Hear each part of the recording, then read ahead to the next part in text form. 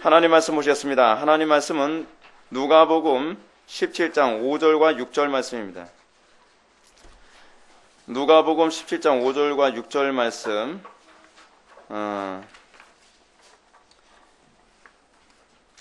신약성경 124페이지입니다.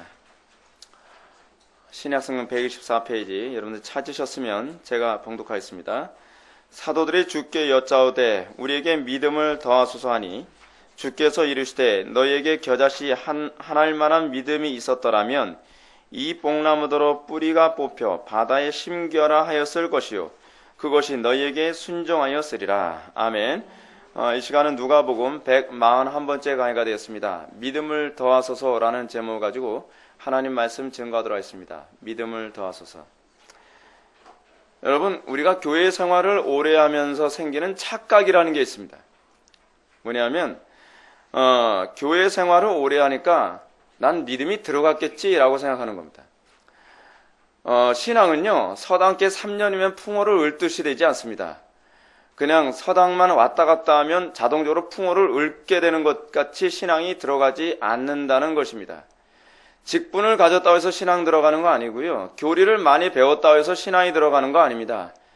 여러분들이 교회 생활을 몇 년 했냐가 여러분들 신앙이 얼마나 좋으냐를 규정하는 시금석이 되지 않습니다. 신앙이 지식을 필요로 하는 건 사실이지만 지식이 있다고 해서 신앙이 들어갔다라고 보장할 수는 없습니다. 믿음은 시간이 해결해 주는 것이 아닙니다. 또 지식을 쌓으면 자동적으로 생겨나는 것도 아닙니다. 교회에서 봉사를 많이 하고 직분을 맡고 또 여러분들이 선행을 많이 하면 믿음이 들어가는 것도 아닙니다. 모태신앙이라 해서 믿음 들어가는 것도 아니에요. 아버지가 목사님이거나 아버님이 장로님이라거나 또는 자기가 몇 대째 예수를 믿는다고 해서 믿음이 들어가는 것 또한 아닙니다. 믿음은 하나님의 생명이 밖에서 우리 안으로 들어오는 것입니다. 그렇기 때문에 라이 감독은 말하기를 참된 믿음은 저절로 생기는 것이 아니다. 그것은 하늘로부터 내려오는 하나님의 선물이다 라고 얘기하고 있습니다. 여러분들에게 믿음이 있나 없나를 항상 점검해야만 합니다. 여러분들 추측성 신앙생활은 이제는 접으십시오. 적어도 우리 교회에서 신앙생활하면서 제가 제일 인정하지 못하는 게 뭐냐면 추측성 신앙생활입니다. 내가 교회에서 그래도 이렇게 봉사 많이 하고 내 헌금도 많이 하고 기도도 많이 하고 내가 이렇게 오래 다녔는데 당연히 나에게 믿음이 있겠지. 깼지는 이젠 빼십시오. 추측성 신앙만큼 위험한 신앙이 없습니다. 교회 안에서 이렇게 믿음에 대한 잘못된 착각과 미신이 확산되면서 이 시대 교회들은 참된 믿음의 상태가 어떤 상태인지를 망각하고 있습니다. 그러니까 자꾸 이런 얘기가 나옵니다. 여러분, 대부분 교회 안에서 목사님들이 목회할 때 이제 우리가 연말 되면 또 이제 직분 임명을 하는데 이런 일이 많이 생겨요. 어느 교회에서 같은 어떤 동갑내기들끼리 누구는 안수 집사를 임명받았는데 왜 나는 안수 집사 안 해주고, 누구는 장로 직분을 받았는데 왜 나는 장로 직분 안 주고, 누구는 권사 직분을 받는데 왜 나는 권사 직분 안 주냐, 이런 얘기가 많이 납니다. 자꾸 뭐로 생각하는 거죠? 연수로 얘기하는 거죠. 연수. 여러분, 교회는 학년별로 신앙이 올라가는 게 아닙니다. 교회는요, 세월이 여러분들의 신앙의 연수를 측정해 주는 게 아닙니다. 신앙은 뭐예요? 하나님과의 관계일 뿐이에요. 하나님과의 관계가 어떠하냐가 사람과의 관계를 규정합니다. 여러분들 신앙이 좋은지 나쁜지를 가장 잘 측정할 수 있는 시금석이 뭔지 아세요? 가족들과의 관계예요. 왜냐하면 여러분들은 주변 사람들과의 관계 안에서 얼마든지 눈속임을 잘하거든요. 근데 여러분들의 가족들과의 관계에서 관계가 별로 이렇게 시원치 않다라고 한다면 하나님과의 관계도 반드시 별로 좋지가 않습니다. 신앙은요, 신앙 한마디로 규정하면 뭐냐면 관계예요. 관계. 그리고 신앙을 또 이 관계란 말을 다른 말로 표현하면 뭐냐 하면 사랑이에요. 사랑이라는 말은 혼자서 할 수 있는 게 아니에요. 사랑이라는 단어 자체는요, 관계를 표현하는 가장 적절한 표현이에요. 하나님께서 우리를 사랑하셨다라고 얘기하지 않습니까? 그건 관계를 표현하는 방식이에요. 안식일이라는 표현, 하나님이 안식하셨다라는 표현도요, 혼자서 노셨다라고 하는 얘기가 아니라 그것 다 관계에 관한 표현입니다. 성경에서 가장 중요시 여기는 게 그래서 뭔지 아세요? 관계예요, 관계. 봉사 많이 하고 어떤 선한 일 많이 하는데 인간 관계가 안 좋다. 그건 신앙이 아닌 게 틀림없습니다. 하나님과의 관계가 안 좋은 거예요. 그래서 율법이 이중계명이지 않습니까? 하나님과의 관계, 이웃과의 관계예요. 이웃과의 관계를 통해서 뭐가 드러나요? 하나님과의 관계가 드러나는 거예요. 예수 믿고 나서 여러분들에게 뭐가 달라져야 돼요? 이웃과의 관계의 변화가 나타나야 돼요. 여러분, 삭개오가 예수 믿고 나서 뭐가 달라졌죠? 이웃과의 관계가 달라졌죠? 이웃과의 관계의 변화가 없다면 하나님과의 관계도 아무 변화가 아직 형성되지 않은 거예요. 우리는 하나님과의 관계에 관한 문제를 굉장히 피상적으로 생각합니다. 교회를 오래 다녔으니까 또는 내가 헌금을 많이 했으니까 나는 예배를 잘 드리니까 당연히 하나님과의 관계가 좋겠지라고 생각합니다. 그렇지 않습니다. 추측성 신앙생활 하다가 지옥 가지 마십시오. 신앙생활은 그렇게 하는 게 절대로 아닙니다. 대부분의 교회 안에서 참된 믿음에 대한 이해는 교회에 잘 출석하고 봉사 잘하며 남에게 별 피해를 끼치지 않는 수준으로 전락해버리는 경향이 얼마나 많은지 모릅니다. 어떤 분은요, 교회 안에서도 인간관계 좋은 사람이 있습니다. 근데 집에 가면 인간관계가 개판이에요. 그건 철저한 외식주의자입니다. 자기를 잘 포장해서 너무나 잘 포장해가지고 교회 안에서도 다 천사처럼 보이는데 사실은 그 은밀한 가운데의 다른 관계는 다 박살나고 있는 거예요. 그건 하나님과의 관계가 사실은 아니라는 거예요. 하나님과의 관계가. 여러분, 참된 믿음의 수준은 하향평준화가 아닙니다. 우린 신앙이 어떻게 돼야 되느냐? 점점 상향평준화 되어야만 합니다. 하나님의 생명을 드러내는 성경적인 믿음의 소유자는요, 항상 믿음이 세상이 흉내내기 힘든 수준으로 나타나게 되어 있습니다. 근데 문제가 뭐냐면 오늘날 교회가 어떤 참된 믿음을 어느 정도로 봐요?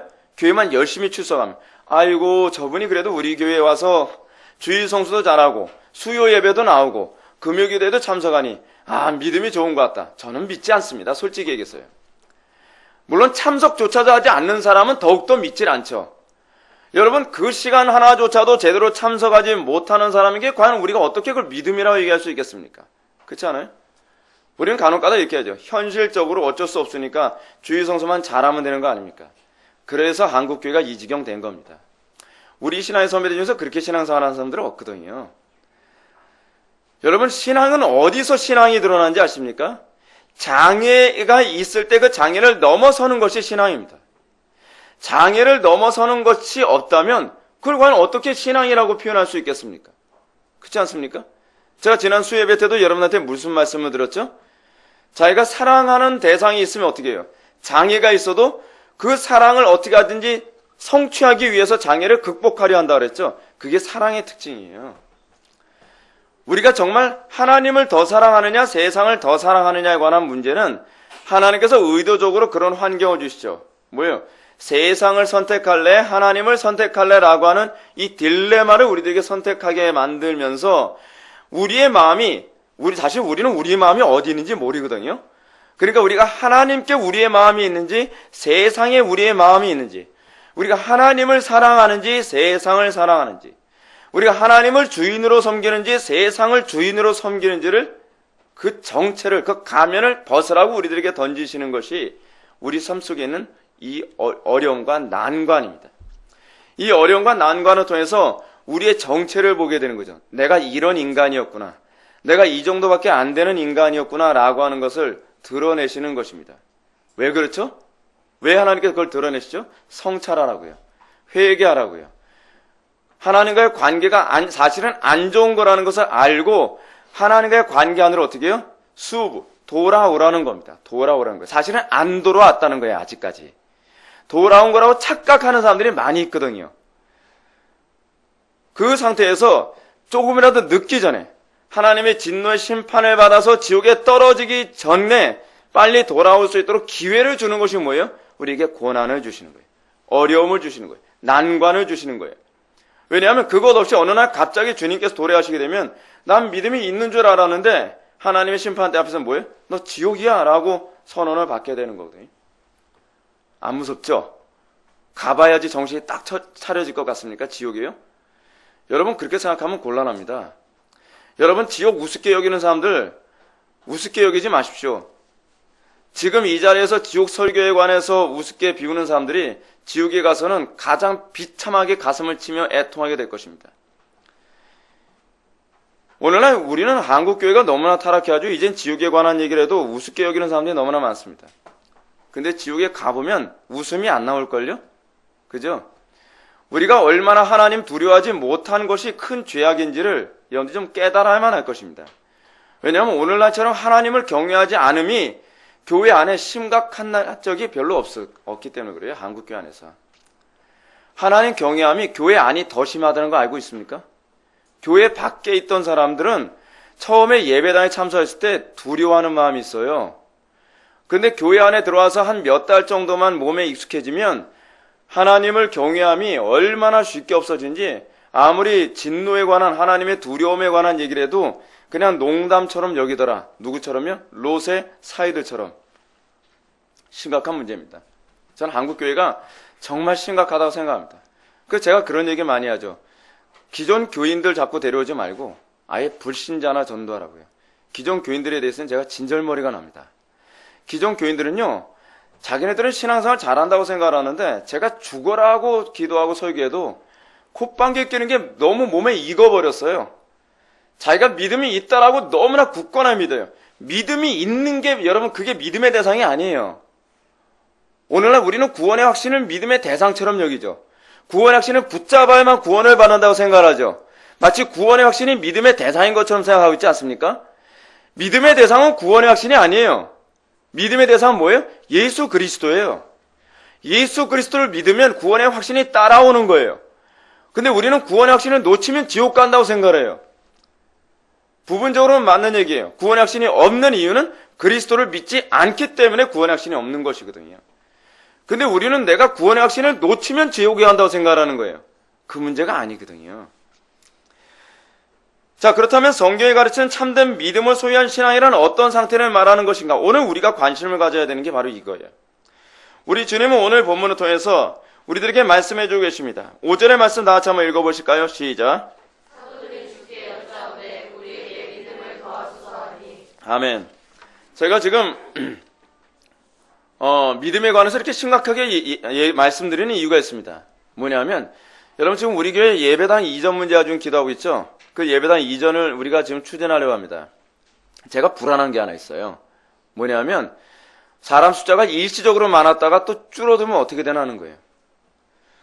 무슨 얘기냐면 소위 거품 같은 존재들만 잔뜩 있는 상태에서 기껏 힘들어서 많은 재정을 들여가지고 예배당 이전했는데 거품이 꺼지게 되면 그걸 어떻게 감당하냐 말이에요.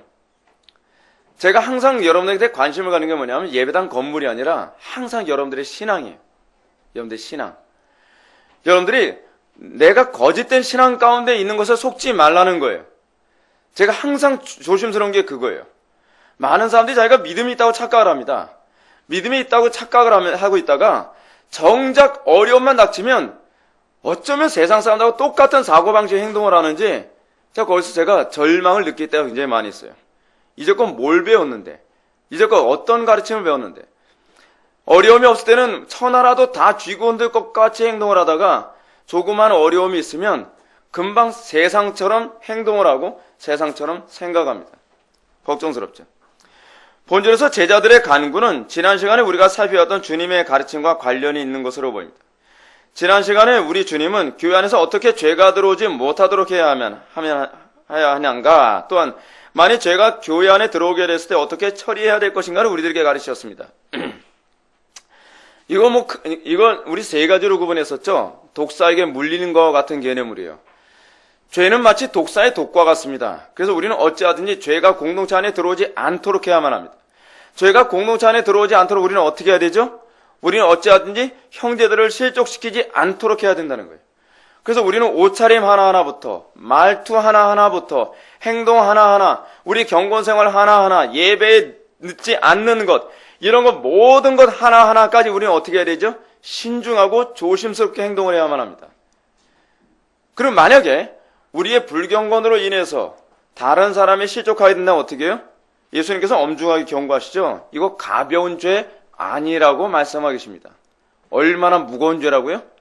연자맷돌 목에 달고 바다에 빠져 죽는 게 낫다라고 얘기할 만큼 우리는 공동체의 다른 지체들, 연약한 지체들을 실족시키는 죄가 얼마나 큰지 이거 아셔야 한다라고 주님께서 우리들에게 가르치셨습니다. 한국교회 교인들 아무렇지도 않게 생각을 하죠. 그렇죠? 오늘날 한국교회 교인들이 얼마나 신중하지 못하냐 하면 한 영혼 실족시킨 것을 밥 먹듯이 합니다. 아마 내가 실족시킨 영혼 따져봐라 라고 되면 어떤 사람들은 아마 한 트럭이 나올지도 모르겠어요. 어떤 대형 버스로 뭐 한 몇 개가 나올지도 모릅니다. 몇 트럭이 나올지도 그 몇 대의 버스가 나올지도 몰라요. 근데 우리는 그걸 죄책감 없이 죄를 저지르고 있단 말이에요. 예. 근데 예수님께서 이게 얼마나 큰 죄인지를 어떻게 말씀하고 계세요? 연자매던 목에 걸고 죽어야 될 만큼 큰 죄라고 우리들에게 경고하고 있습니다. 오늘날 우리는 죄의 이 비중, 죄가 얼마나 심각하고 얼마나 무서운지에 관해서 우리는 굉장히 잘 생각을 못하고 있습니다. 간혹가다 어떤 분이 이런 얘기를 합니다. 우리 교회에서 예배에 지각한 사람 권징석에 앉힌다고 했더니 너무한 거 아닙니까? 여러분 그걸 왜 너무하다고 생각하죠? 한국교회에서는요? 한 사람의 지각으로 말미암아 다른 사람이 지각하는 불경건에 빠진다는 것이 얼마나 큰 죄인지 모르는 거예요.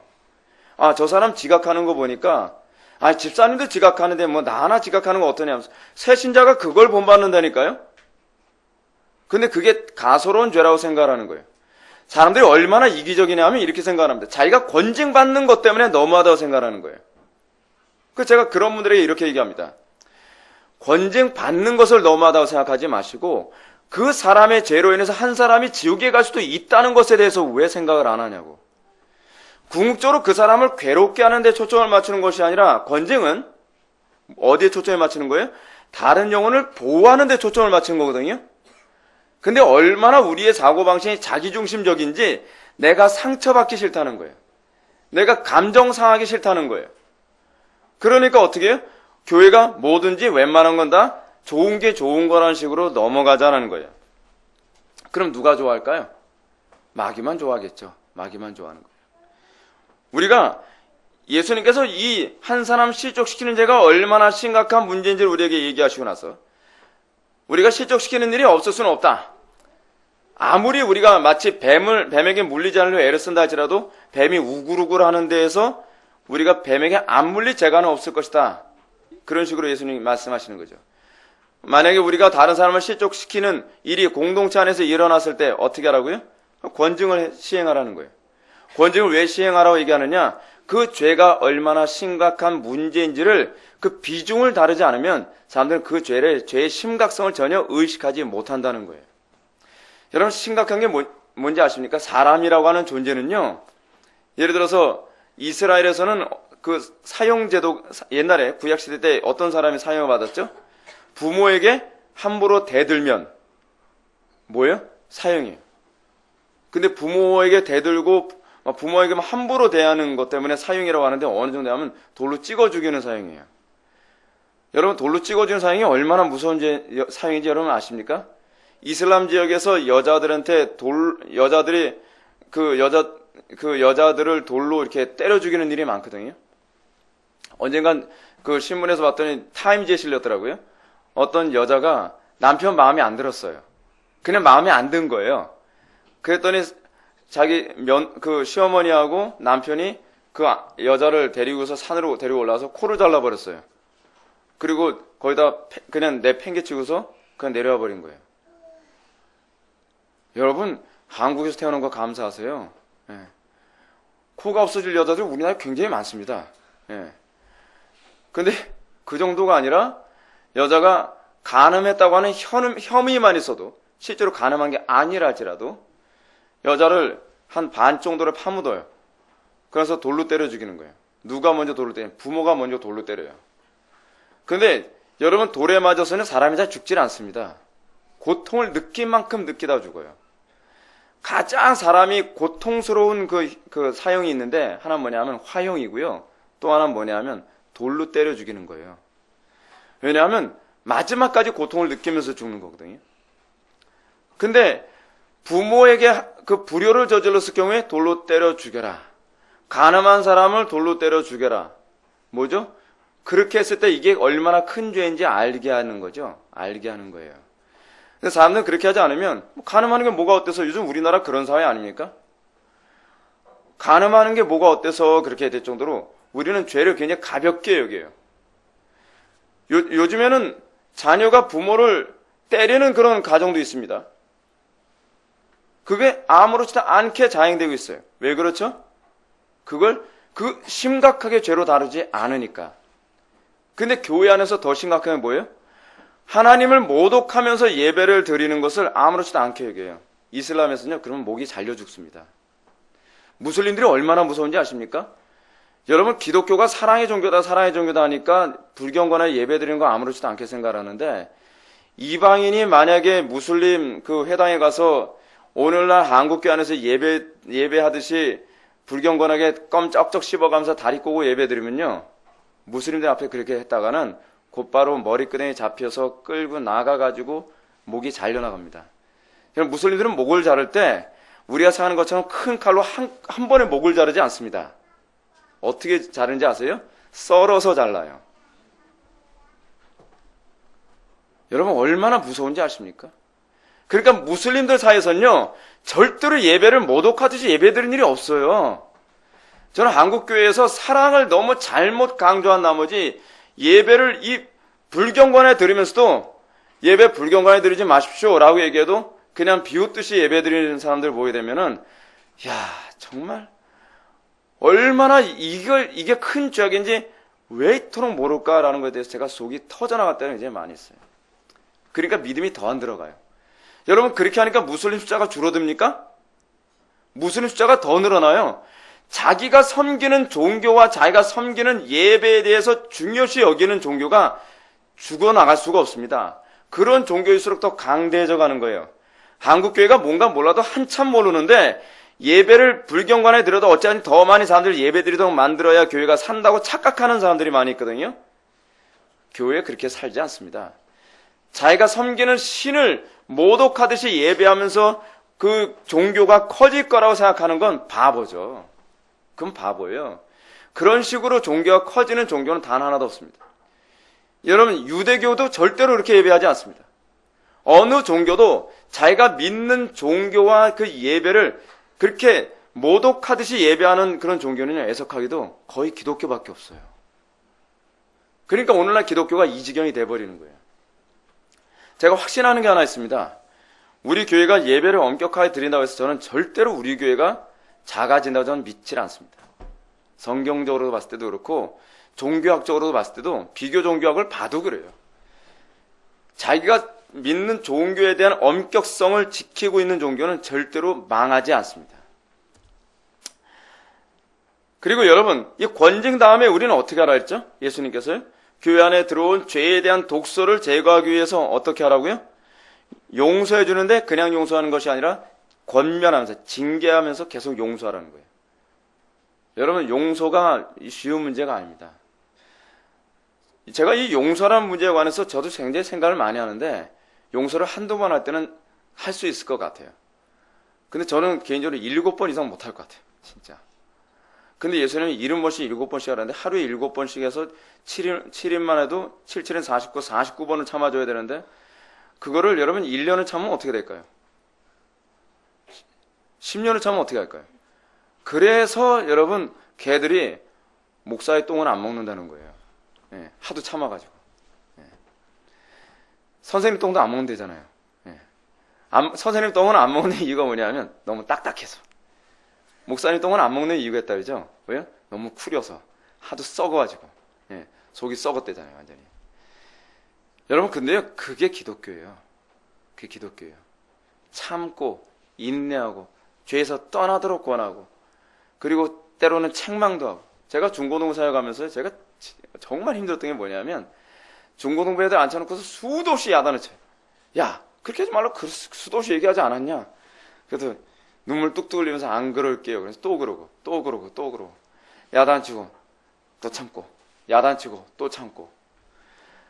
정말 여러분, 한 사람이 사람 되는 게요, 그렇게 쉬운 게 아닙니다. 저는 개인적으로 그래요. 설교만 하는 건 쉽습니다. 뭐가 어려운지 아십니까? 목회가 어렵습니다. 목회가 어렵습니다. 많은 사람들이 설교만 하고서 끝내는 게 목회라고 생각하는데 그거는 누구나 할 수 있습니다. 근데 설교하고 설교한 대로 성도들이 살아가도록 계속 권면하고 책망하고 또 다시 다독거리고 이게 사람 미치게 만드는 거거든요. 근데 그게 교회예요. 그게 교회. 교회의 진수는 거기서 나오는 겁니다. 그러므로 이런 주님의 가르침을 듣고 난 제자들의 입에서 당연히 뭐가 나올까요? 우리에게 믿음을 더하소서라고 얘기가 나오겠죠. 여러분, 제자들에게 이런 탄식의 간구가 나오는 것은 지극히 당연한 것 아닙니까? 저는 이런 제자들의 간구를 접하면서 우리도 과연 지난주에 설교를 듣고 이런 간구가 나왔는가에 관해서 제가 여러분들한테 질문을 던지고 싶습니다. 여러분, 지난주에 란예배 설교 듣고 여러분들 난 그렇게 살 수 있어 라고 장담할 수 있는 사람 있습니까? 없죠? 저는요, 이 세 가지 중에서 하나도 못하겠어요. 형제를 실족시키는 거, 전 자신 없어요. 실족시키지 않는 거. 또 우리가 날마다 사실 다른 사람 잘못할 때마다 책망하고, 제가 사실 제일 싫어하는 게 뭐냐면, 여러분들이 인정 안 할지 모르겠지만 저는 책망하는 게 정말 싫어요. 싫은 소리 하는 게. 내가 왜 남한테 싫은 소리 듣고 싫은 소리 하면서 제가 왜 미움받아야만 합니까? 그거 사랑 아니면 못 하거든요. 하다못해 내 자식에게도 싫은 소리 하기 싫은데요. 그렇잖아요? 그 또 하나. 그것도 계속 용서해야 돼요. 그것도 못 하겠어요. 저는 우리 자녀들도 몇 번 지적했는데 이게 잘 안 되면 나중에는 이게 용서가 아니라 참은 게 돼버려요. 그러다 어떻게 해요? 처음에 막 김이 막 올라오다가 나중에는 제가 감정도 안 좋고 컨디션이 안 좋고 그럴 때는 빵 터지는 거예요. 그냥 용서한 게 아니죠. 뭐 한 거예요? 그냥 참은 거예요. 참은 거. 제자들이니까 뭐라 합니까? 우리에게 믿음을 더하소서라고 얘기합니다. 여러분들이 지난주 설교를 듣고서 이 기도가 나왔어야 돼요. 그리고 여러분들이 일주일 내내 이 씨름을 해야 돼요. 하나님, 나의 삶 속에서 다른 형제들 실족시키지 않을 수 있는 은혜 베풀어 주십시오. 하나님, 내가 어찌하든지 다른 지체들의 연약한 모습 있으면 정말 담대하게 권면할 수 있는 은혜 주십시오. 또 연약해서 실족한 형제들을 봤을 때 참고 인내하며 또 용서할 수 있는 마음 주십시오. 이 기도했어야 되는 거예요. 이 기도요. 우리는 대부분 설교 한 편을 듣고 낙심만 하고 있지 않습니까? 한숨만 내세우잖아요. 그게 신앙이 아니에요. 신앙이 어디로 가야 돼요? 은혜를 구하는 쪽으로 가야 돼요. 근데 제가 설교를 할 때 표정을 쭉 보여드리면은 이게 그냥 얼굴에 써 있어요. 아유가 아니에요. 뭘 구해야 돼요? 은혜를 구하는 거예요. 그게 여러분들의 전적 무능을 인정하는 거예요. 그게 신앙이에요. 그게 신앙. 은혜를 구하는 게 신앙이지 내가 무능하다는 걸 인정하는 게 신앙이 아니란 말이에요. 그러니까 신앙이 있고 없고의 차이가 은혜를 구하고 구하지 않고의 차이라니까요. 그러니까 어때요? 자기가 무능하다는 걸 인정을 하는데 신앙이 진보가 없는 사람들. 문제가 심각한 거죠. 10년을 들으면 뭐합니까? 10년을 배우면 뭐합니까? 10년 동안 내가 무능하다는 걸 알면 뭐예요? 은혜를 구하는 자리로 가야죠. 하나님께 씨름하는 자리로 나가야죠. 설교에 대한 정확한 반응은 항상 자신의 믿음 없음과 악함을 각성하고 하나님께 은혜와 긍휼을 구하는 모습으로 가는 거예요. 그래서 제가 여러분한테 말씀드린 거 있죠? 기도 안 하는 건 신앙이 아니에요. 기도를 해야 믿음의 열매가 나타나요. 그럴싸하게 설교 듣고 알았다, 그렇다라고 하는 것으로 절대로 변하지 않습니다. 여러분들 교리적 지식 많이 쌓았다고 해서 여러분들 변하지 않습니다. 여러분들 많이 배우니까 막 성화가 막 됩니까? 교리서적 많이 읽으니까 막 성화가 막 돼요? 성화는 그렇게 되질 않아요. 성화는 은혜를 구하면서 돼요. 은혜를 구하는데 어떻게 구해요? 씨름하듯이 은혜를 구하는 거예요. 씨름하면서 은혜를 구하는 것이 모르는 사람은요, 아직 신앙의 세계가 뭔지 아직 발을 들여다 넣어본 적이 없는 사람이에요. 은혜의 바다에 아직 발목도 적셔본 적이 없는 거예요. 은혜를 받고 나면 그 다음에 그래서 뭐가 나와요? 피를 토하는 기도가 나오는 거예요. 피를 토하는 기도. 여러분, 피를 토하는 기도가 뭔지를 여러분 알고 계십니까? 정말 하나님께서 나에게 오늘 이 시간 은혜를 베푸지 아니하시면 나는 당신을 보낼 수 없나이다라는 기도가 뭔지 아십니까? 그걸 모르면 여러분들은 설교를 감상만 한 거예요. 감상만 한 거예요. 서론에서 제가 언급한 것처럼 좋은 말씀을 들었다는 것으로만 그치는 사람은 심각한 미신과 외식에 빠져들고 맙니다. 자기가 신앙이 굉장히 성장했다고 생각하는 거예요. 내가 교리적 지식이 굉장히 많이 쌓였으니까 내가 신앙이 굉장히 성장했을 거라고 생각하는 거예요. 이런 사람은 아무리 오래 신앙생활을 한다고 해서 결코 신앙의 변화를 기대할 수 없습니다. 야고보는 말하기를 자유롭게 하는 온전한 율법을 들여다보고 있는 자는 듣고 잊어버리는 자가 아니라 실천하는 자니 이 사람은 그 행하는 일에 복을 받으리라 라고 얘기하고 있습니다. 어떤 사람이 복된 사람이에요? 듣고 잊어버리는 사람이 아니에요. 우리는 망각의 은사가 있어가지고 듣고 잊어버린 사람 많이 있지 않습니까? 신앙이 아니에요. 신앙은 뭐예요? 가슴에 새겨져야 돼요. 마음에 새겨지고 그것이 우리의 삶의 열매로 나타날 때까지 하나님과 뭐 하는 게 신앙이에요? 씨름하는 게 신앙이에요. 씨름.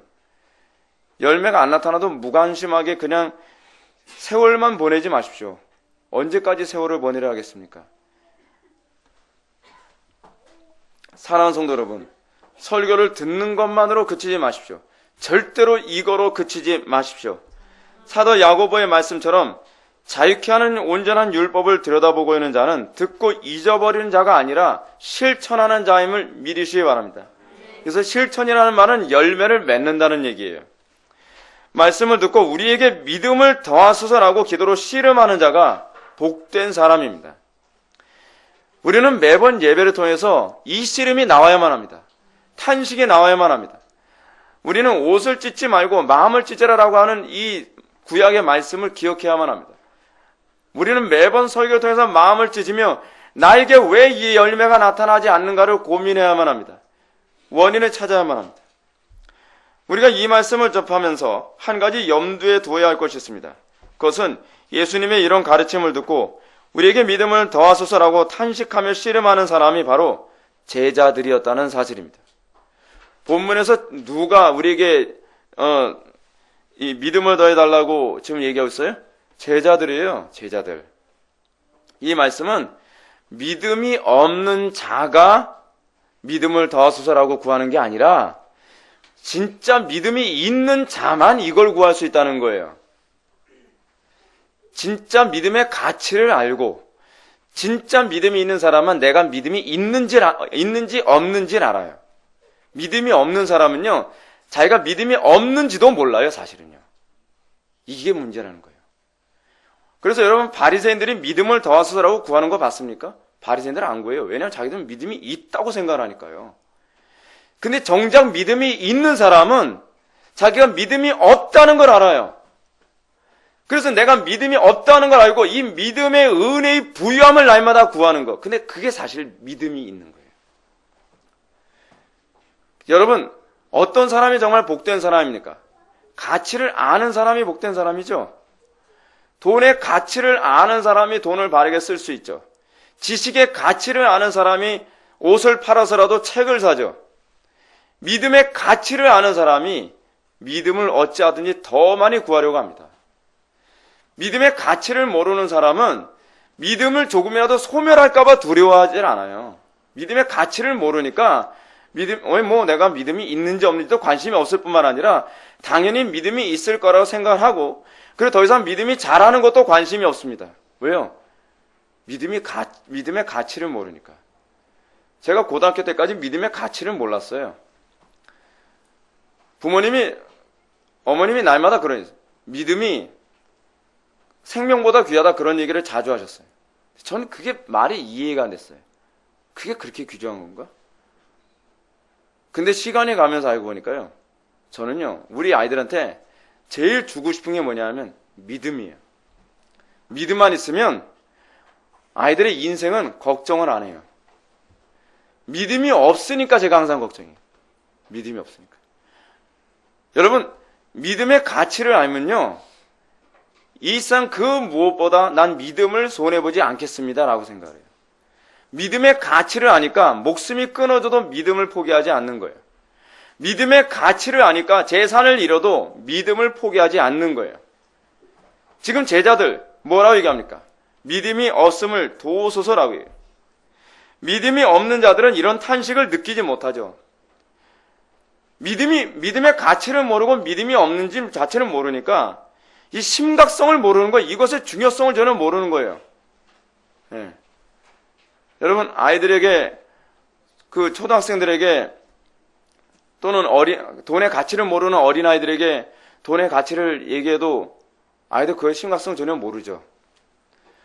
오늘날 우리가 정말 믿음이 들어오기 전에는 믿음이 중요하다 아무리 얘기해도 그 사람은 무슨 뜬구름 잡는 것처럼 들리고, 아, 그래, 믿음이 중요하지. 그러다 그냥 잊어버려요.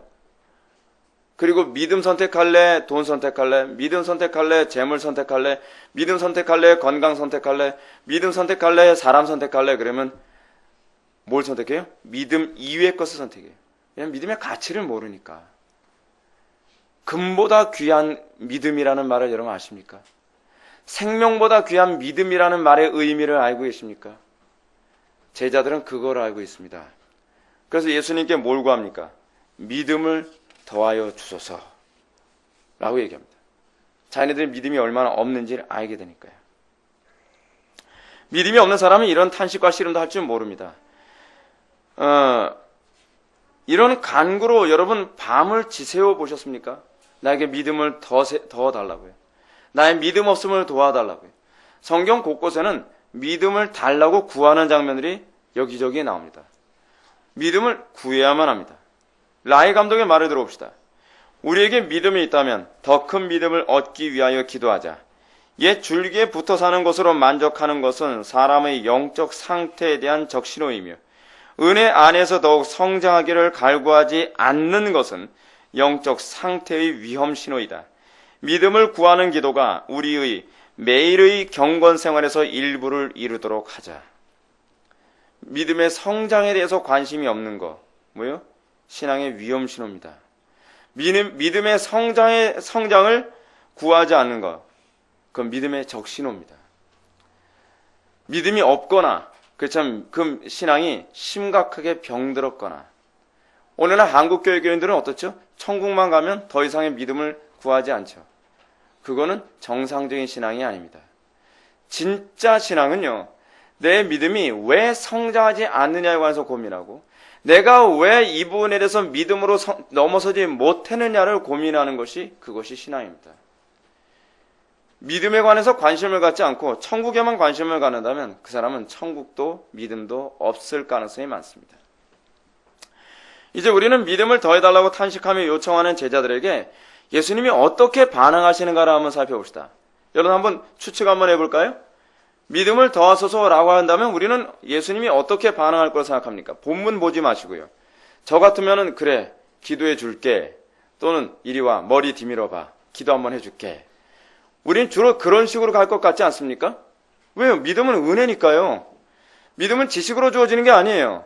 물론 믿음은 들음에서 난다고 하지만 그 들음에서라고 하는 말은 유효 소명을 얘기하는 거예요. 성리의 조명을 염두에 두고 얘기하는 거예요. 지식을 많이 들었다 해서 믿음 들어가는 건 아니에요. 근데 예수님 뭐라고 말씀하시나 보실까요? 6절 말씀 보셨습니다. 주께서 이르시되 너에게 겨자씨 하나일 만한 믿음이 있었더라면 이 뽕나무더러 뿌리가 뽑혀 바다에 심겨라하였을 것이요 그것이 너에게 순종하였으리라 라고 얘기합니다.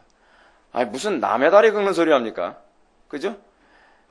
예수님의 말씀을 우리가 보게 되면은 항상 우리의 생각과 너무 달라요. 믿음을 더하소서라고 얘기했는데 무슨 뽕나무가 여기서 왜 나옵니까? 삭개오도 안 나오는데. 그죠? 뽕나무는 뿌리채 뽑히어 바다에 심겨라 하면 그렇게 될 거라는 거예요. 여러분, 왜 이런 말씀하셨을까요? 그 이유는 믿음이 얼마나 소중한 것인지를 알아야 된다는 거예요. 믿음의 가치, 믿음이 얼마나 위대한 것인지 아는 것에서부터 믿음의 성장이 거기서 나타난다는 거예요. 돈의 가치를 알면 어떻게 해요? 자기가 돈을 조금 가지고 있는 것으로 만족하지 않죠. 돈을 더 많이 갖겠죠. 명예의 가치를 아는 사람은 어떻죠? 더 높이 올라가려고 하겠죠.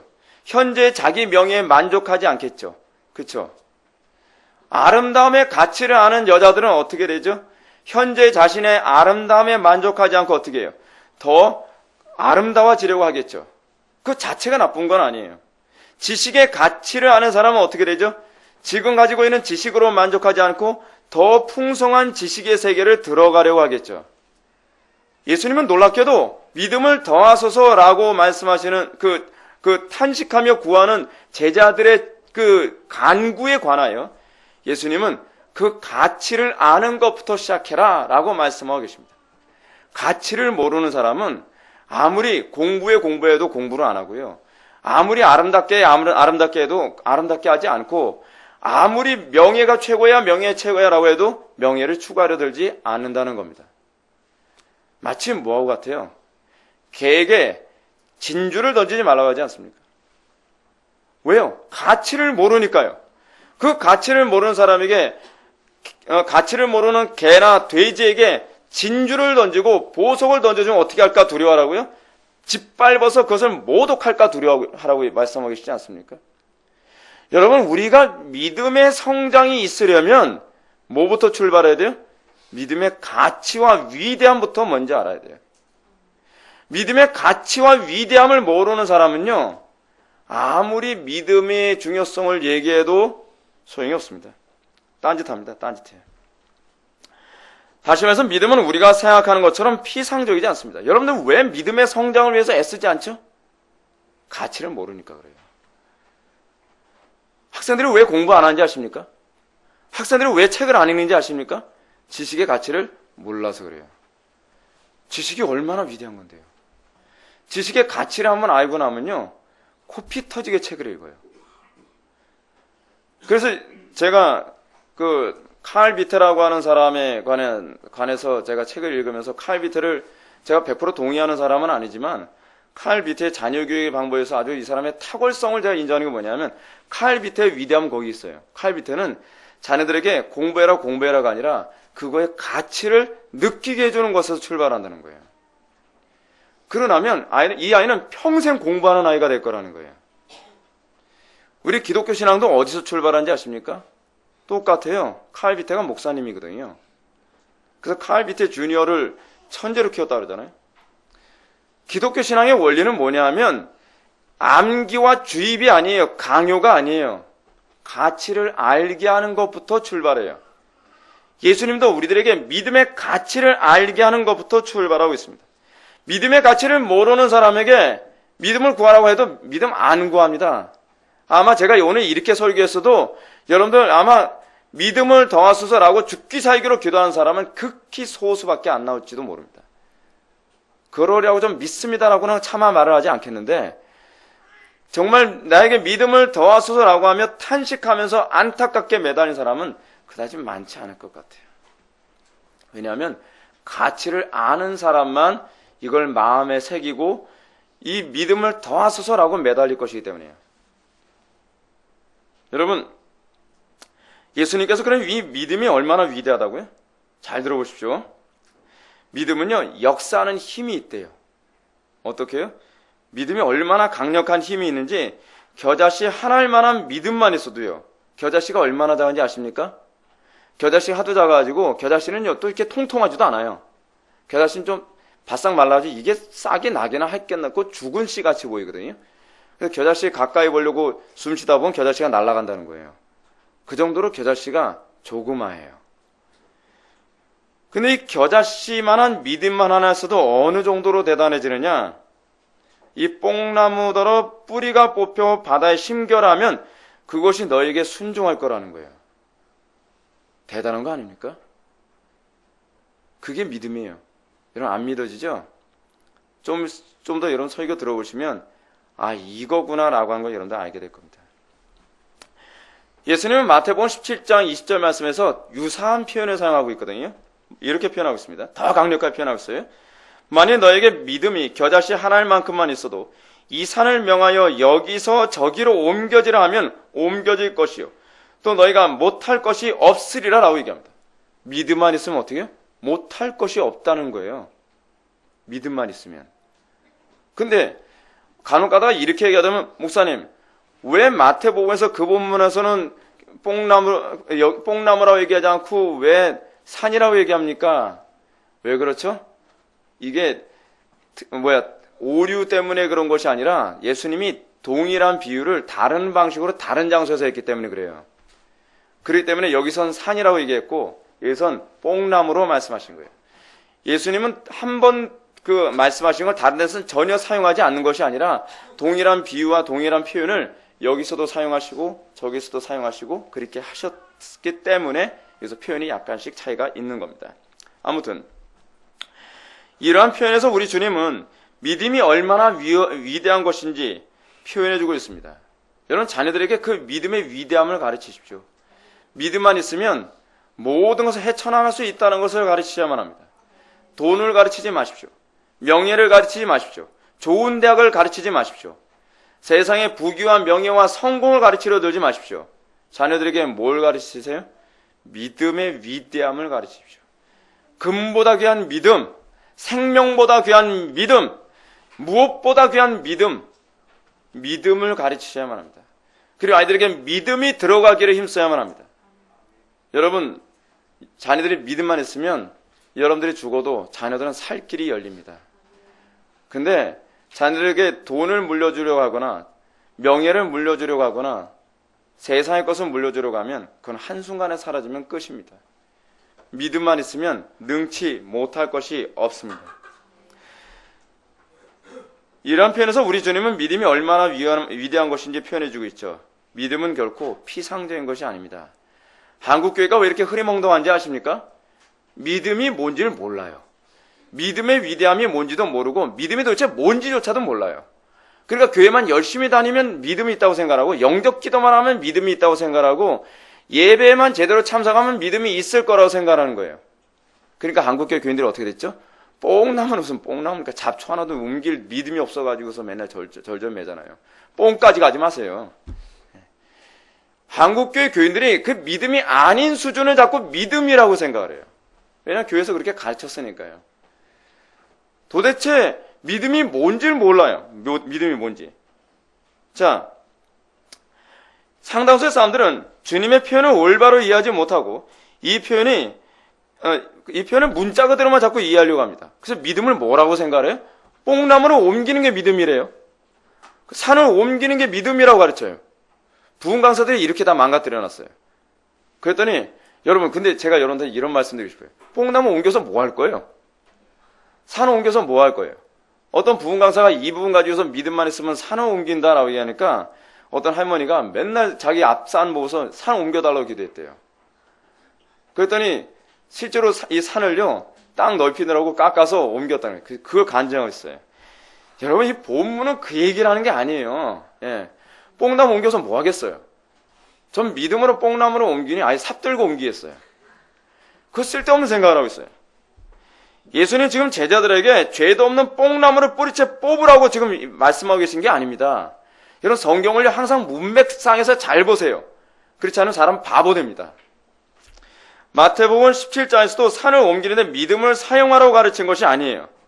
이것은 뭘 얘기하는 것이냐면 조그만 믿음조차도 얼마나 위대한 위력을 나타내는가를 예수님이 말씀하신 것뿐입니다.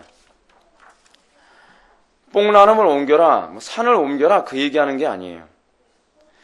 그러나 그렇다고 해서 이런 주님의 가르침이 과장법으로 생각해서도 안 됩니다. 여러분, 놀랍게도 이 본문은 과장법이 아니에요. 과장법이. 도리어 이런 주님의 가르침은 믿음이 얼마나 위력적이고 힘이 있는지 우리들에게 눈으로 볼 수 있도록 그림 언어로 표현해 주신 거예요. 그림 언어로. 이런 차에서 우리가 예수님의 가르침 가운데 가장 중요한 점부터 짚고 넘어가야 합니다. 제자들이 우리에게 믿음을 더하소서라고 탄식하며 요청하는 것에 대해서 왜 그 말씀을 하셨다고요? 믿음이 얼마나 위대한 것인지부터 깨달아 알아라. 그 가치부터 알아라 라고 우리들에게 얘기하고 있는 것입니다. 이 믿음 하나 얻고 싶어서 여러분 철야로 해가면서 기도해 본 적 있습니까? 나에게도 이 믿음 주십시오. 한국 초대교회에 이렇게 기도하는 사람들이 많았어요. 어떤 사람이 예수 믿고 믿음이 생기고 나니까 거룩해지고 그리고 이전과 다른 삶을 살고 위대한 삶을 사는 거 보면서 하나님 왜 나한테 믿음 안 줍니까? 나한테도 믿음 주십시오. 그러면서 주여가 거의 주교 소리가 들릴 정도로 밤새도록 주여 나도 믿음 주십시오. 저 한국 초대교회가 참 그러면서 아름답다고 해요. 얼마나 순수합니까? 시키면 시키는 대로 순종해요.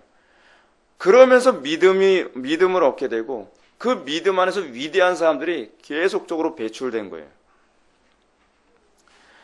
여러분, 우리는 제자들이 나에게 믿음을 더하소서라고 얘기해야 되면 누가복음 22장 32절에 나온 것처럼 내가 너를 위하여 내 믿음이 떨어지지 않기를 기도하노라 라고 이렇게 예수님이 말씀하실 것처럼 느껴지지 않습니까? 근데 예수님은 그렇게 말씀하지 않으셨어요. 믿음의 가치부터 깨달아야 된다라고 얘기하셨어요. 여러분들 믿음의 가치, 믿음의 위대함을 알고 있습니까? 여러분 믿음의 가치를 깨닫게 해달라고 기도하십시오. 이 믿음의 가치가 너무나 소중해서 내가 다른 것을 손해볼지라도 난 믿음은 손해볼 수 없습니다 라고 할 만큼 믿음의 가치를 볼 수 있게 해달라고 안목을 열어달라고 기도하십시오. 이걸 볼 줄 아는 사람이 복된 사람인 걸 믿으시기 바랍니다. 스페인의 군사들이 남미 지역으로 제국주의가 한참 심할 때 한 17세기쯤 되죠. 남미 지역에 갔더니 남미 지역의 애들이 그 바닥에서 공기놀이 하고 있는데 뭐 가지고 공기놀이 하냐면 다이아몬드 가지고 공기놀이 하대. 다이아몬드 원석 가지고. 네. 나 꺾기에서 요번에 5년 먹었다? 그러면서요. 막 그러는 거예요. 아, 난 3년 먹었는데. 근데 그거 보고서 스페인 군사들이 뭐라 그러는지 알아요? 야, 내가 쿠키 줄 테니까 그 돌 우리 줄래? 당근이죠. 그러면서 다 줘버린 거예요. 쿠키 몇 개.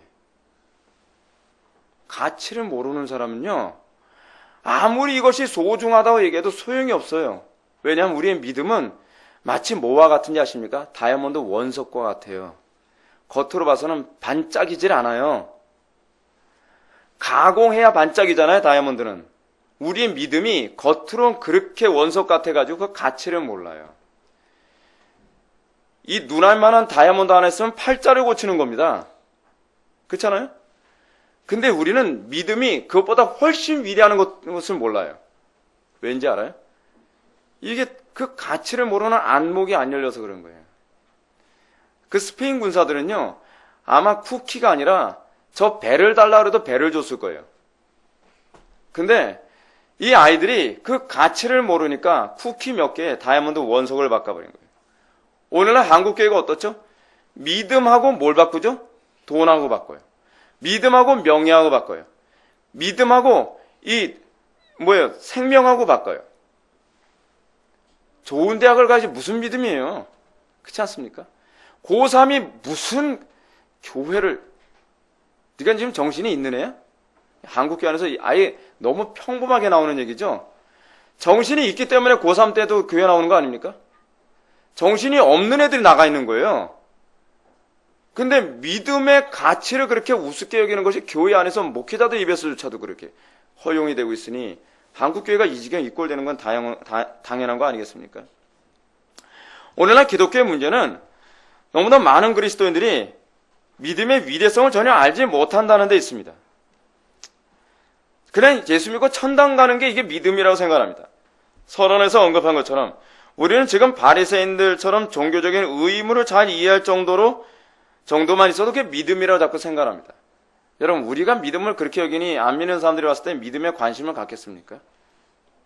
심각한 거죠. 그러니까 경건의 모양만 있고 경건의 능력은 없어도 그걸 믿음이라고 생각해요. 여러분, 그런 걸 믿음이라고 한다면 저는 갖는 데 관심이 없어요. 저 개인적으로 제가 어렸을 때 다녔던 교회에서는요, 제가 보면서 믿음에 대해서 별로 호감을 느끼질 않았어요. 믿음을 가져도 저렇게 사람이 잔인해질 수 있나? 믿음을 갖는 게 저거밖에 안 되나? 저는 별로 믿음 안 갖고 싶더라고요.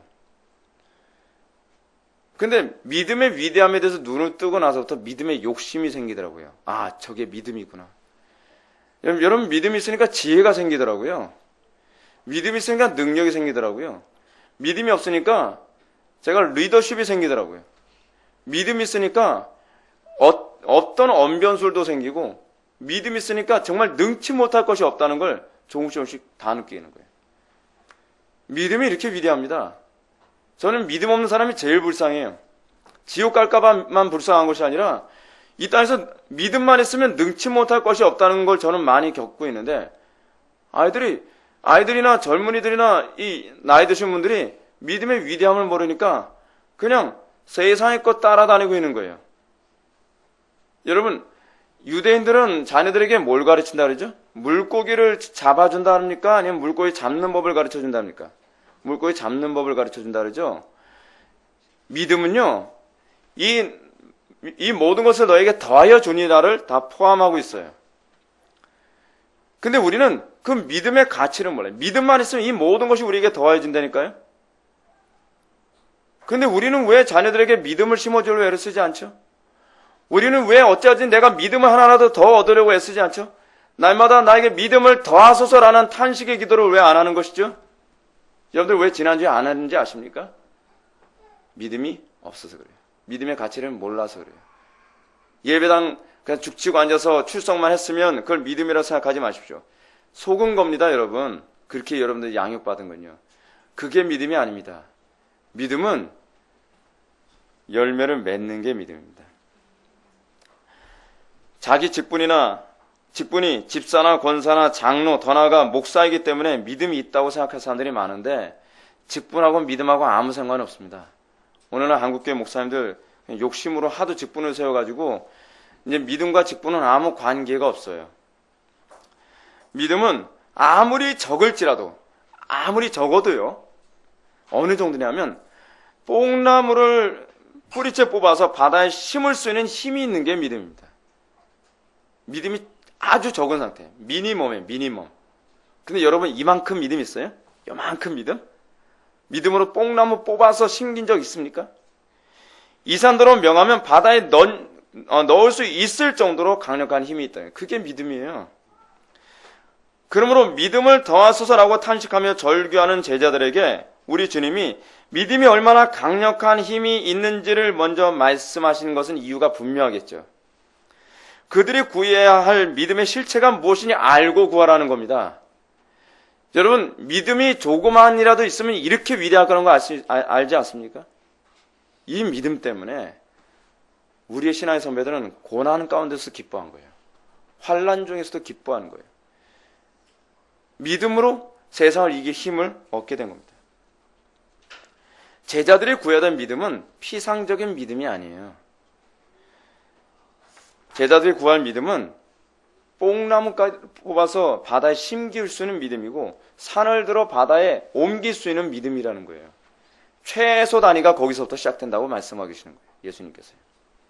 사랑하는 성도 여러분, 오늘날 왜 수많은 사람들이 믿음을 구함에도 불구하고 믿음이 주어지지 않는지 아십니까? 그 이유는 믿음이 뭔지조차도 모르기 때문에 그래요. 믿음이 아닌 것을 믿음으로 생각하고 구하고 있다는 것이 문제입니다. 중요한 건 여러분들이 믿음을 달라고 했을 때 믿음이 어느 정도서부터 시작하는 것인지 알아야 돼요. 믿음이 어느 정도이고 어떤 것인지 알고서 구해야 될 게 아닙니까? 우리는 피상적으로 무슨 뜬구름 잡듯이 무지개 잡듯이 믿음 주세요 그러잖아요. 그러니까 자기가 믿음이 있는지 없는지도 모르죠. 왜냐하면 믿음이 뭔지 개념이 없는데 기준이 없잖아요. 기준이. 오늘날 수많은 사람들이 믿음이 주어지지 않은 것은 믿음이 아닌 아주 낮은 수준 것을 믿음이라고 생각하고 구하기 때문입니다. 사도 요한은 이렇게 얘기합니다. 믿음이 무엇인가? 대저 하나님께로서 난 자마다 세상을 이기느니라. 세상을 이기면 이것이니 우리의 믿음이니라. 믿음이 얼마나 대단해요? 세상을 이기는 힘이에요. 그게 성경이 얘기하는 믿음의 수준이에요. 뽕나무 옮기는 것보다 더 세죠. 예. 히브리서 기자는 말하기를 그들은 믿음으로 나라를 이기기도 하며 의의를 행하기도 하며 약속을 받기도 하며 사자들의 입을 막기도 하며 불의 세력을 멸하기도 하며 칼날을 피하기도 하며 연약한 가운데서 강하게 되기도 하며 전쟁에 용감하게 되어 이방 사람들의 진을 물리치기도 하며 여자들은 자기의 죽은 자들을 부활로 받아들이기도 하며 어떤 이들은 더 좋은 부활을 얻고자 하여 심한 고문을 받되 구차히 풀려나기를 원하지 아니하였으며 또 어떤 이들은 조롱과 채찍질뿐만 아니라 결박과 옥에 갇히는 시련도 받았으며 돌로 치는 것과 톱으로 켜는 것과 시험과 칼로 죽임을 당하고 양과 염소의 가죽을 입고 유리하여 궁핍과 환난과 학대를 받았으니 이런 사람은 세상이 감당하지 못하느니라. 이게 믿음의 수준이에요. 이 믿음 여러분들 정말 갖기를 소망해야 되는 거 아닙니까? 다시 말해서 주님은 제자된 성도들이 믿음을 구한다면 너무 믿음도 아닌 것 가지고서 구하지 말라는 겁니다. 성경이 믿음이라고 규정하는 수준이 어떤 것인지 알고 믿음을 구하라고 말씀하고 있습니다. 우리가 제자들처럼 우리에게 믿음을 더하소서라고 구한다면 이 정도의 수준이 되길 구해야만 합니다. 그리고 열망해야만 합니다. 이것 때문에 목말라야만 합니다. 믿음이 이 정도 되었을 때 비로소 하나님의 전능하심과 그분의 영광이 드러나지 않겠습니까? 북한의 교회가 왜 위대한지 아십니까? 그들의 믿음의 수준은 그 수준을 경험하고 있기 때문에 그래요. 우리가 6절의 말씀을 보면서 또 한 가지 염두에 둬야 될 부분이 있습니다. 그것은 예수님께서 겨자씨 하나만한 믿음이 있다면 이 뽕나무더러 뿌리가 뽑혀 바다에 심겨라 하였을 것이요 라고 하는 말씀입니다. 예수님께서 참된 믿음에 대한 또 하나의 중요한 사실을 우리들에게 말씀해 주고 계시는데 참된 믿음이 뭐냐 하면 바랄 수 없는 걸 바라는 거라는 겁니다. 여러분, 뽕나무를 뽑혀서 바다에 심긴다. 여러분, 이 표현 잘 보십시오.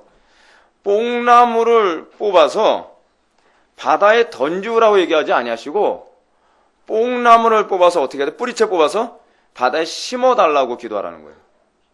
그렇게 기도도 할 수 있을 거라는 거예요. 여러분, 이건 말도 안 되는 거 아닙니까? 바랄 수도 없는 거 아니에요? 여러분, 바다에다 뽕나무를 심으면 어떻게 되죠? 죽죠. 근데 여기서 지금 예수님은 심는 문제를 얘기하는 겁니다. 그래서 뿌리 얘기를 하는 거예요. 뿌리채 뽑혀서 바다에 심기우라 하면 심기울 것이라는 거예요. 심기운다는 얘기가 무슨 얘기죠? 자랄 거라는 거예요. 여러분, 지금 믿음이, 참된 믿음이 무엇인가를 얘기하는 거예요. 참된 믿음은 불가능을 인정하지 않는다는 거예요. 참된 믿음은 불가능한 일도 얼마든지 가능하게 한다는 거예요. 교회사에서 그런 일이 수도 없이 일어났습니다. 윌리엄 윌버포스 얘기 자주 언급했죠. 윌버포스 한 사람의 믿음이 어떻게 됐어요? 영국 전체의 도덕성과 법을 다 바꿔버렸어요. 노예제도 폐지는 윌리엄 윌버포스 한 사람의 공헌이라고 얘기하지 않습니까? 그게 믿음이에요. 바랄 수 없는 걸 바라잖아요. 남들은 불가능하다고 하는데 믿음은 할 수 있다라고 얘기하는 거예요. 그래서 믿음을 가진 사람이 역사를 바꾼다니까요. 믿음을 가진 사람이 시대를 주도한다니까요. 우리 교회 안에서 제대로 믿음을 가진 사람 몇 사람만 나와도 나라가 바뀔 수 있다고 저는 믿는 거예요. 믿음을 가진 사람 몇 사람만 나와도 한국교회가 바뀔 수 있다고 저는 믿는 거예요. 왜요? 그게 믿음의 수준이기 때문에 그래요. 믿음의 수준이래요. 믿음의 이런 특성을 잘 보여주는 사람이 누굽니까? 아브라함이에요. 아브라함. 로마서 봅시다. 로마서 4장 18절 말씀 보면 아브라함은 바랄 수 없는 중에 바라고 믿었으니 이는 내 후손이 이가 되리라 하신 말씀대로 많은 민족의 조상이 되게 하려 하심이라 라고 해요. 4장 18절에 뭐라고요? 바랄 수 없는 중에 바랐다는 거예요. 그게 믿음이에요. 그게 믿음. 아브라함의 위대함은 인간의 상식으로 볼 때 바랄 수 없는 것을 하나님이 말씀하셨기 때문에 하나님의 뜻이기 때문에 믿을 수 있었다는 거예요. 그러나 여기서 주의해야 될 것은 바랄 수 없는 것을 바라는 것이 믿음이라고 하면 간혹가다 아무 근거도 없는 것을 무조건 다 믿음이라고 이렇게 생각하는 사람들이 있어요. 그렇죠? 여러분, 그건 믿음이 아니에요. 여러분, 로마서 말씀 펴놨으니까 한번 잘 보십시오. 로마서 4장 18절 말씀 보면 아브라함이 바랄 수 없는 것을 바라는 것은 그 이전에 아브라함과 맺은 언약에 근거한 겁니다. 그죠? 그는 내 후손이 이같으리라 하신 말씀대로 많은 민족의 조상이 되게 하려 하심이니라라고 하는 언약을 근거로 하여 바랄 수 없는 중에 바란 거예요. 우리는 아무런 근거도 없이 바랄 수 없는 중에 바라는 것은 믿음이라고 생각해요. 그걸 미신이라고 얘기해요. 그걸 또 뭐라고 해요? 황당한 인간이라고 얘기하는 거예요. 그런 황당한 인간들 때문에 한국교회가 자꾸 무슨 무당들의 모임같이 그렇게 자꾸 손가락질을 받는 거예요. 신앙은 그런 게 아니에요. 바랄 수 없는 중에 바라는 것은 항상 언약을 근거로 해요. 성경을 근거로 한 거예요. 마찬가지로 우리가 하나님께 정말로 나의 믿음 없음을 도우소서라고 기도한다면 그 기도의 근거는 항상 하나님의 약속과 하나님의 영광과 관련을 맺어야 되는 거예요. 우리 회복의 교회가 처음에 개척할 때 어땠죠? 간판 안 걸고 개척을 했어요. 주변에서 간판을 안 걸면 어떻게 사람들이 모이겠냐? 아니, 초대교회가 무슨 간판 걸고서 뭐 사람들이 모였습니까? 진리만 있으면 사람들이 모일 거라 믿습니다. 그때 바랄 수 없는 중에 바라게 하시는 하나님의 뜻대로 실제로 모이잖아요. 왜 그랬죠? 저는 하나님의 영광이 나타나기를 바랐기 때문이거든요. 그러니까 믿음대로 되더라고요. 믿음대로. 지금 우리 교회 안에서 일어나는 수많은 프로그램들과 우리 교회 안에서 일어나는 모든 일들은요, 다른 교회에서는 불가능하다고 한 소리였어요. 바랄 수 없는 중에 바라니까 되고 있잖아요. 지금 우리 교회가 앞으로 추진하는 문제, 남들 보면 야, 이거 뭐 그런 불가능한 걸 추구하는 거 아니냐? 아니요. 하나님의 영광에서 필요한다면 바랄 수 없는 중에 바라는 것이 오히려 좀 믿음이라고 좀 믿습니다. 그것도 하나님께서 영광 받길 좀 원하시는 좀 믿습니다. 중요한 건 제가 위대해지기 위해서가 아닙니다. 하나님의 이름이 드러나는 것입니다. 우리 교회가 위대해지는 것이 아닙니다. 하나님의 영광이 나타나는 겁니다. 우리 교회가 위대해지려 하지 마십시오. 담임 목사가 위대해지려고 해서도 안 됩니다.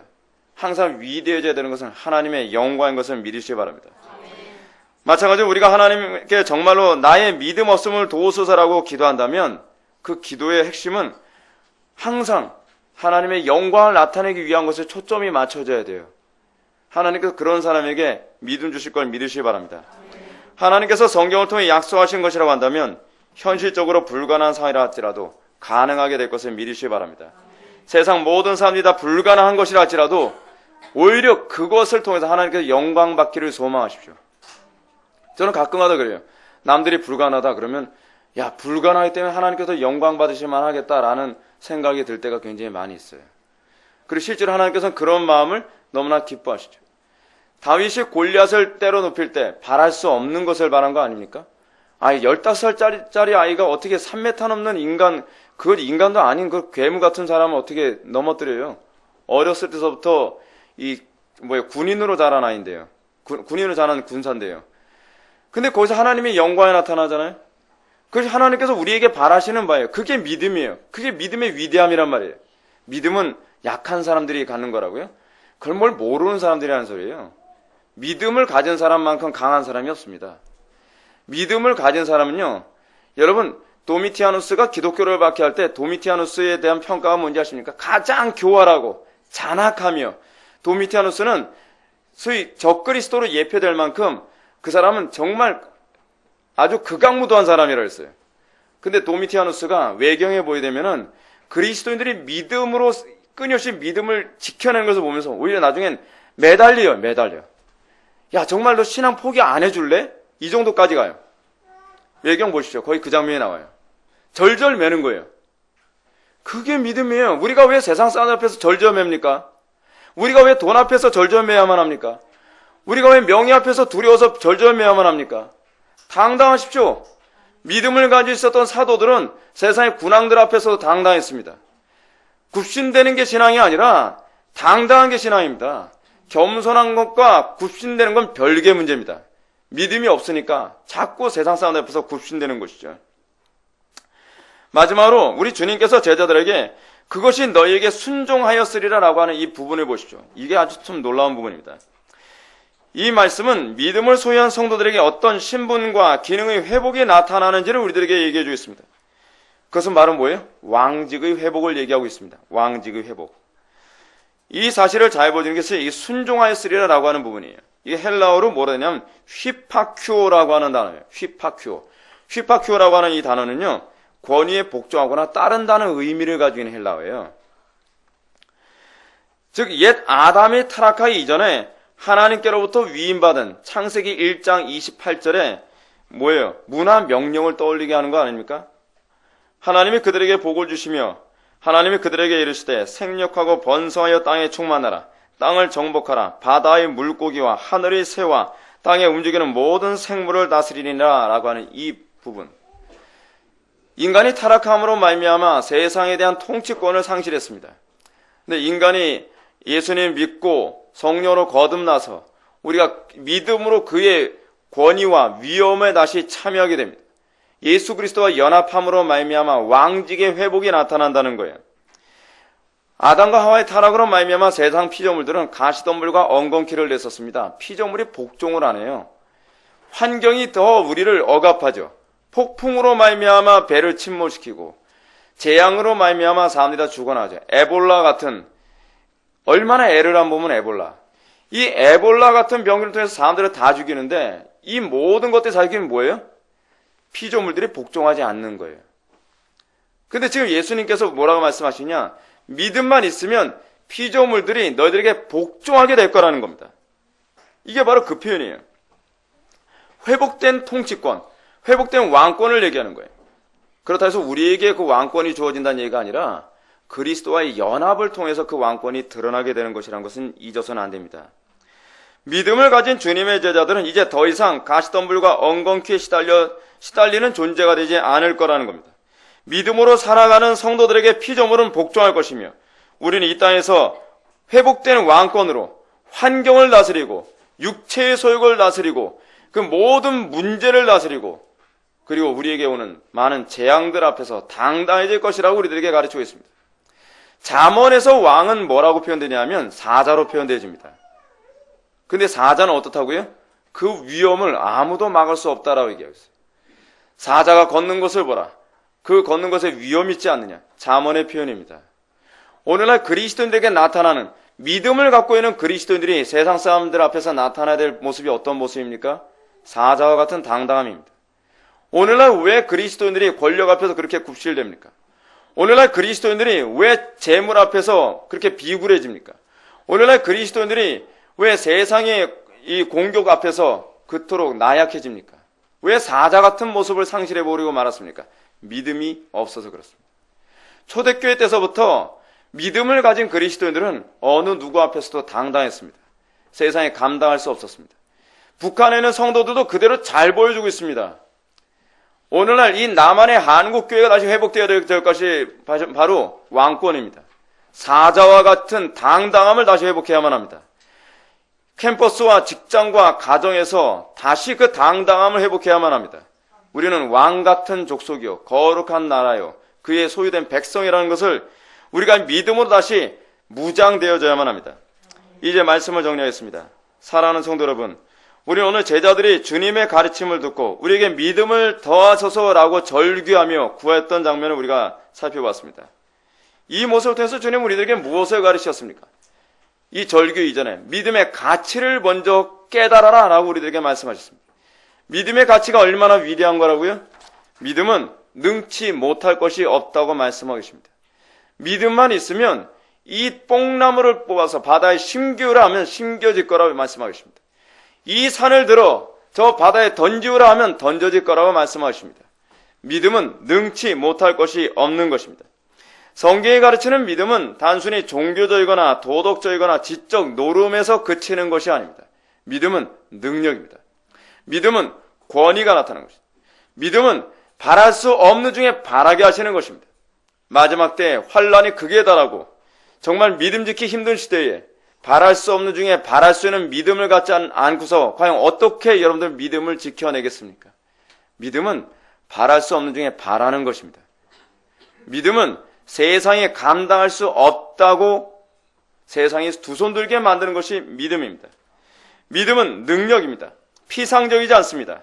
성경에 가르치는 믿음은 반드시 행동을 동반하기 때문에 야고보의 가르침처럼 행함이 없으면 믿음이 있노라 하는 것은 다 거짓말임에 틀림이 없습니다. 그러므로 참된 믿음을 소유하게 된 성도는 세상에 감당할 수 없는 존재로 나타나야만 합니다.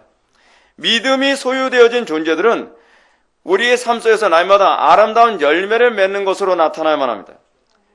앞절에서 나오는 것과 관련해서 얘기한다면 형제를 실족시키지 않는 조심 속으로 나타나게 되며 형제의 죄에 대해서 경계를 할 수 있게 되어지며 뿐만 아니라 형제의 죄를 용서할 수 있는 능력으로도 나타나야만 합니다.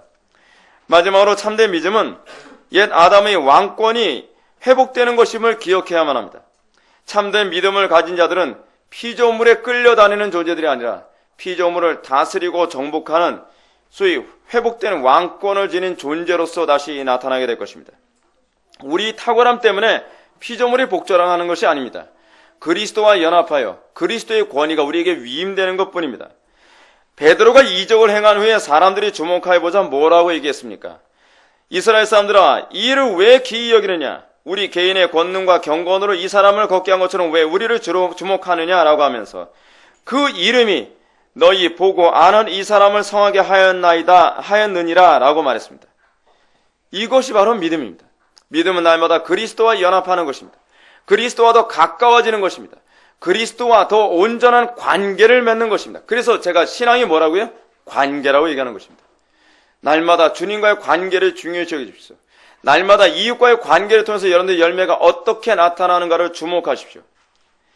여러분들이 날마다 기도로 힘쓰며 나에게 날마다 믿음을 더하소서라고 기도하고 그 믿음의 충만함에 거하게 됐을 때 여러분들이 날마다 믿음의 성장뿐만 아니라 세상이 감당할 수 없는 하나님의 강력한 군대로 세워질 것을 믿으시기 바랍니다. 기도하시겠습니다. 사랑이 많으신 하나님 아버지, 우리가 오늘 이 시간 믿음의 가치가 얼마나 위대한지를 다시 한번 살펴보았습니다. 아버지 하나님, 우리가 금보다 귀한 믿음, 생명보다 귀한 믿음을 머리로 하는 것이 아니라 우리 가슴으로 알게 하여 주시고, 그래서 우리도 제자들처럼 우리에게 믿음을 더하소서라고 간절히 하나님 앞에 탄식하며 매달릴 수 있도록 은혜 베풀어 주옵소서. 이 악하고 음란한 시대를 살아가면서 우리가 믿음을 손해보지 않게 하여 주시고 더욱더 그 믿음 안에 견고히 쓸 수 있도록 복을 내려 주옵소서. 예수님의 거룩하신 이름으로 기도올렵나이다. 아멘.